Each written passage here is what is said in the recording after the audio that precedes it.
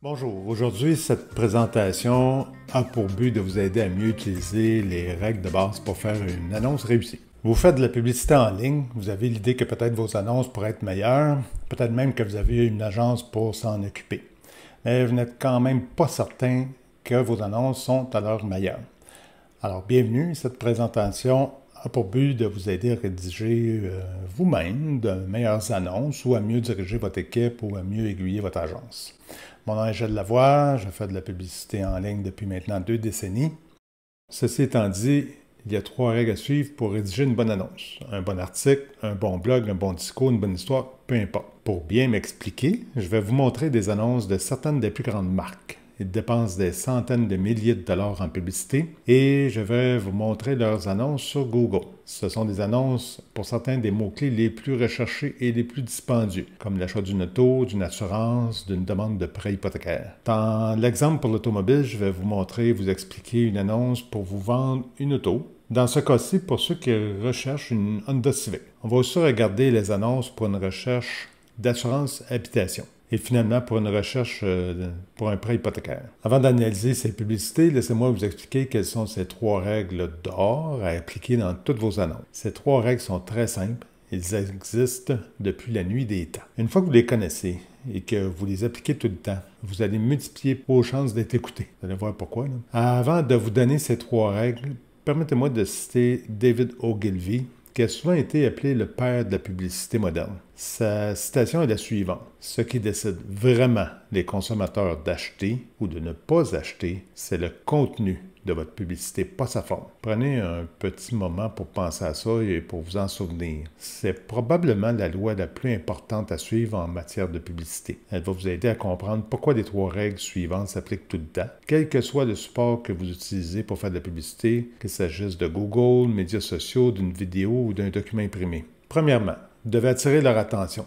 Vous avez besoin d'un crochet, quelque chose qui attirera votre client potentiel pour l'arrêter dans ce qu'il fait, lit ou est en train de réfléchir à. Deuxièmement, vous devez alors leur dire pourquoi vous les avez interrompus dans ce qu'ils faisaient. Vaut mieux que ce soit intéressant ou important. Troisièmement, vous devez suggérer, offrir quelque chose ou dire quoi faire ensuite. Vous voulez qu'ils entreprennent une action quelconque. Vous êtes là pour leur offrir quelque chose, pour leur plaisir, leur avantage, résoudre un problème. Si vous ne dites pas quoi faire ensuite, pourquoi ferait-il quelque chose? Maintenant, vous pensez peut-être que tout le monde avec l'expérience suit toutes ces règles. Eh bien non. Et vous comprendrez pourquoi suivre ces règles vous donnerait un énorme avantage concurrentiel, étant donné que c'est pas tout le monde qui les suit. Et on finit par les oublier même quand on a beaucoup d'expérience. Donc, vous pouvez potentiellement vous positionner en concurrence avec des joueurs majeurs et vous allez l'emporter sur la qualité de vos annonces. C'est d'ailleurs ce que je vais vous donner comme exemple plus loin, là, pour vous faire la démonstration. Si je reviens, premièrement, attirer l'attention. Alors, dites-moi pourquoi vous voulez mon attention. Que proposez-vous? Et que me dites-vous de faire par rapport à ce que vous venez de dire? Donc, en résumé, 1. Attirez mon attention. Dites-moi pourquoi vous voulez mon attention. Et qu'est-ce que vous proposez et qu'est-ce que vous me dites de faire par rapport à ce que vous venez de me dire. Ça paraît simple, mais ça demande un effort. Maintenant, allons revoir les annonces que je vous ai présentées un peu plus tôt. Premièrement, ce sont des annonces pour une recherche de Honda Civic. Donc, on peut présumer que la personne, si elle recherche l'achat d'une voiture, que c'est pour une Honda Civic neuve ou usagée. Là, maintenant, si on regarde des annonceurs. Le premier annonceur, c'est Nissan, qui propose un produit concurrentiel à la Honda Civic. Je ne dis pas que c'est une mauvaise annonce, mais elle ne tient pas compte de ce que la personne recherche. Elle ne donne pas une bonne raison pourquoi cliquer sur cette annonce pour quelqu'un qui cherche une Honda Civic. Elle reflète plus une bonne annonce pour quelqu'un qui recherche déjà une Sentra neuve 2021. Êtes-vous d'accord? La suivante, la Toyota Corolla, sécurité incluse de série. J'ai écrit Honda Civic. Je suis à la recherche d'une Honda Civic. Je ne sais pas c'est quoi et ça ne m'intéresse probablement pas du tout cette phrase. Et si vous lisez les 2 lignes en dessous, c'est encore pire. Un moniteur d'angle mort avec alerte de circulation transversale arrière. Quoi? Ça m'ennuie totalement. Celle de Honda, évidemment, je vais cliquer sur celle-là. Parce qu'en fait, c'est la seule qui me parle de ce que je cherche.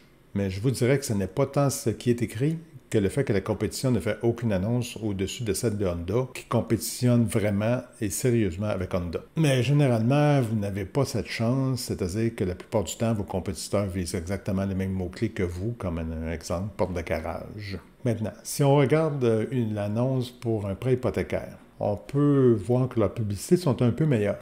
Mais ils ont un avantage que je viens de mentionner et que je dois souligner.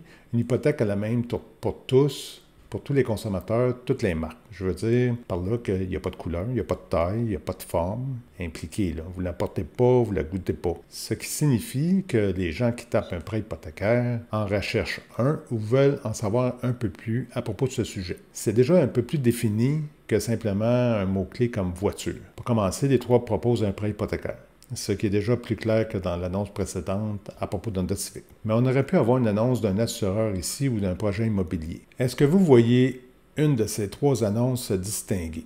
Le problème, ce que ça va faire, c'est que la personne qui cherche, on ne sait pas exactement quoi, va cliquer sur les trois annonceurs. On ne sait pas quelle annonce va retenir son attention, ça va dépendre de ce qu'il y a sur la page où elle va se retrouver. Mais on ne peut pas dire qu'une de ces annonces est excitante ou se distingue des deux autres. Le résultat, c'est que ça favorise la marque la plus connue des trois pour la personne qui regarde. Dans le contexte où vous seriez la marque la moins connue et que vous faites ce genre d'annonce, ça ne vous avantage pas beaucoup. Dans l'exemple ici, Nesto.ca, je ne sais pas qui ils sont et en plus ils affirment être les meilleures hypothèques au Canada. Ça ne fait pas très crédible. Et tous disent qu'ils ont le taux le plus bas. Pas très convaincant. Êtes-vous d'accord? Et de toute façon, c'est un peu à ce qu'on s'attend qu'ils vont tous dire ça. Au fait, une petite parenthèse, voici une statistique qui pourrait vous intéresser. Moins de 2 personnes sur 10 prendront le temps de lire plus que le titre. Ça vous en dit long sur l'importance du titre de la première ligne de texte. On va regarder ensemble les annonces pour une recherche d'assurance habitation. D'accord? Si je passe en revue, les trois annonces à propos de l'assurance ne sont pas mauvaises, mais je vous suggère un élément amélioré très important. Aucun n'utilise dans leur titre la première raison principale pourquoi les gens cherchent une assurance, qui est de payer moins cher. La deuxième est souvent parce qu'ils ont l'impression de ne pas avoir un bon service ou de bonnes réponses à leurs questions chez l'assureur avec qui ils sont actuellement. Et ça revient au fond un peu souvent la première raison, là, ils ont l'impression qu'ils n'en ont pas pour leur argent. Aucune des trois n'adresse ce point directement sous forme d'un titre accrocheur. Seul le CAA a au moins le mot « économiser » dans son titre. Et la capitale fait quand même l'effort de le mettre comme premier mot dans son texte. Mais si un lecteur très motivé à trouver une meilleure assureur a rapidement jeté un coup d'œil aux trois titres, la capitale a beau être le premier annonceur, il est fort probable que le premier clic sera sur CAA. Vous remarquerez aussi que l'annonce de la CAA en ajoute à propos de l'économie, sur mesure pour moins cher grâce à nos conseils. C'est, à mon avis, l'annonce qui respecte le plus les règles de base. Elle pourrait être encore plus forte dans son titre, mais elle fait mieux que les deux autres. Même si CAA est moins connu pour vous offrir de l'assurance habitation, son annonce pourrait soulever de la curiosité de votre part et de l'intérêt, peut-être plus que les deux autres. On voit que Belair Direct compte beaucoup sur la force de sa marque. Son annonce est la moins parlante des trois. Et la capitale est, disons, acceptable. Peut-être que vous vous demandez, après toutes ces critiques, qu'est-ce que nous ferions à leur place? Je vais répondre à cette question. Alors, voici ce que nous pourrions faire. D'abord, dans le premier exemple, à propos des annonces concernant le mot-clé Honda Civic. Je vais remplacer la publicité de Nissan par une qui respecte les trois règles. Premièrement, je vous rappelle que la personne a recherché dans Google Honda Civic, donc elle n'a pas d'attente de voir les mots Nissan Sentra en partant. Pour Nissan, ça devrait être ici d'offrir une alternative, de soulever l'intérêt pour regarder un autre produit que celui de Honda. Donc, je propose de provoquer un changement de question dans son esprit avant de choisir. Ça peut ouvrir, susciter sa curiosité, si elle n'a pas déjà fait un choix définitif. Et je fais suivre ça d'une provocation, comparer les avantages. Donc, il y en aurait à propos de la nouvelle Sentra, c'est ce que ça sous-entend. Ce qui pourrait encourager la personne à lire la suite pour savoir. Parce que je l'ai mentionné précédemment, 80% des gens ne lisent que le titre, à moins qu'ils y trouvent un intérêt de poursuivre. Je devrais avoir réussi là, quand même mieux que l'annonce d'origine de Nissan. Et le texte, je poursuis dans la même veine. Là. J'explique pourquoi je vous parle. Elle est qualifiée de nouvelle reine des compacts. Alors que dans cette catégorie, si vous ne le saviez pas, c'est la Honda Civic qui a ce titre depuis très longtemps. Et je vous annonce en plus qu'elle est moins chère de 2000 $. C'est de l'information qui justifie bien de vous avoir arrêté dans votre élan, votre recherche. Et finalement, je vous propose une action spécifique de venir voir la vidéo et plus. Ça soulève peut-être votre curiosité suffisamment pour aller voir ce qu'il y a dans cette vidéo. D'ailleurs, je vous fais remarquer que l'annonce originale de Nissan ne suggérait aucune action directement. Maintenant, si on remplace l'annonce originale dans le contexte avec la compétition, ça donne ceci. Avouez que l'annonce de Toyota n'a plus aucun message d'intérêt. La troisième annonce demeure championne parce que c'est exactement ce que la personne recherche. Mais maintenant que l'annonce de Nissan a le potentiel d'attirer l'attention, surtout de ceux qui ont encore une petite place pour regarder une alternative, trouvez-vous pas que cette annonce-là est beaucoup plus forte? Au moins, leur annonce a pour but de compétitionner directement avec Honda et ça le fait bien. La suivante, des hypothèques. C'était déjà beaucoup mieux. Et on se rappellera que c'est quand même un peu plus facile. Il n'y a pas de modèle, de couleur, de performance, de confort, etc. Alors, si c'est déjà pas mal, que peut-on faire de plus? Je vous propose de relever le défi en tant qu'annonceur peu connu, contrairement à une multiprès ou tangerine, par exemple. Et avant de vous présenter ma suggestion, je vous rappelle les 3 règles. Attirer l'attention, soulever l'intérêt, vous dire pourquoi je vous annonce et quoi faire par la suite. Alors, voici l'exemple que je propose. En tant qu'entreprise moins connue, je proposerai un angle que les 2 autres ne proposent pas. Ils mettent l'accent sur le meilleur taux, soumission en ligne, etc. Premièrement, la plupart d'entre nous, on suppose que tous vont dire qu'ils offrent le meilleur taux. Qui annoncerait le contraire? Ensuite, soumission en ligne.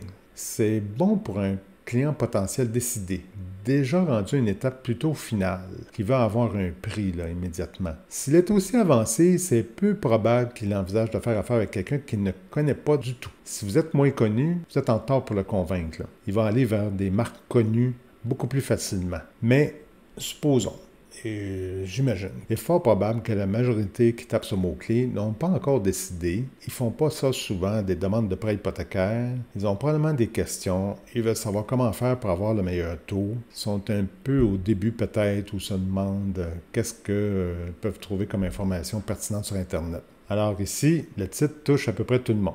La première phrase renforce la question pour bien indiquer que ça s'adresse à vous. On ne fait pas de grosses promesses, mais on offre d'aider. C'est le point qui ressort. On fait des hypothèques et en plus, on s'occupe de vous aider. Alors, pour toute personne qui ne sait pas trop encore et qui n'a pas vraiment décidé, qui n'est pas rendu à la dernière étape, ça se peut que ça ait un attrait. Finalement, on vous offre 3 options pour agir, selon votre préférence. Visitez le site, envoyez-nous un message, téléphonez. Si on compare avec l'original, est-ce que la suggestion vous semble plus près de ce qui pourrait être leurs attentes? L'objectif, c'est de soulever l'intérêt. On n'a pas encore au point de promettre le meilleur taux, qu'en pensez-vous? Si je remets cette annonce dans le contexte avec les 2 autres, pour voir ce que ça donne.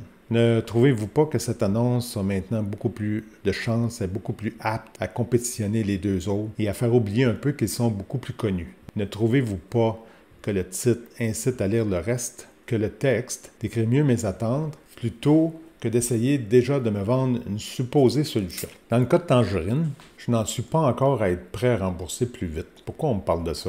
Soumission en ligne. Si je suis rendu là, peut-être. J'espère que vous êtes maintenant convaincu que suivre ces règles vous donneront beaucoup plus de résultats et ça ne signifie pas nécessairement plus de travail. Ça signifie simplement bien faire les choses. 3 choses. Écrivez un titre fort, significatif pour la personne qui le lit, pour attirer son attention, éveiller son intérêt, sa curiosité et essayer d'être dans ses souliers, savoir à quelle étape elle en est pour que ça soit pertinent par rapport à sa situation. Deuxièmement, dites-leur pourquoi vous allez attirer leur attention et ce que vous offrez. Finalement, dites-leur quoi faire. Aidez-les à faire le prochain pas. Regardez une vidéo, consultez, vous appelez, etc. Alors, merci de m'avoir écouté jusqu'à la fin. Envoyez-moi un message. Ou prenez rendez-vous si le cœur vous en dit. Ça me fait plaisir de voir avec vous si je peux vous aider. Alors, je vous vois dans la prochaine vidéo.